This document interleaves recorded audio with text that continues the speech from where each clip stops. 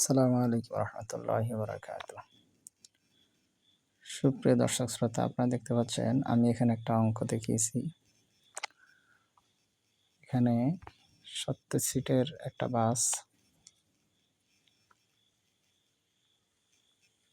অর্থাৎ ড্রাইভারের সঙ্গে বসে বা দাঁড়িয়ে যায়, সেইভাবে যদি 70 সিট ধরে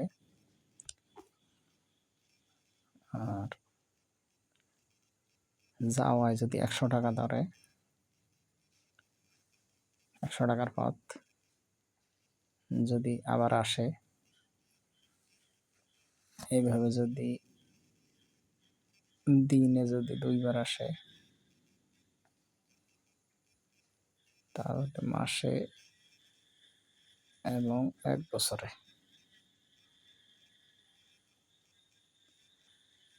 এটা হলো দিনের হিসাব। যদি দিনে, তাহলে 1,80,০০০ টাকা। যদি দিনে 2বার আসা যাওয়া করে, সকালে একবার আসলো, আবার সকালেই ফেরত আসলো, এইভাবে 11টার দিকে আবার গেল, 1টার দিকে আবার ফেরত আসলো, তাহলে এক বেলায় 1 মাসে আর 1 বছরে 1,80,০০০ টাকা হয়। এইবার এই হিসাবটাকে যদি আমি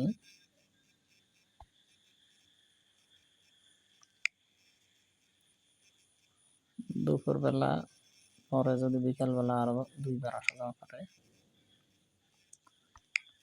সন্ধ্যার সময় যদি আবার 2বার আসা যাওয়া করে, রাত্রে যদি আবার 2বার আসা যাওয়া করে,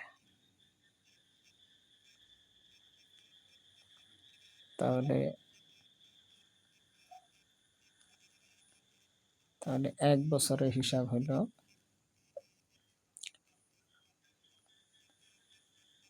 8,06,40,০০০ টাকা একটা গাড়ি থেকে ইনকাম 1 বছরে।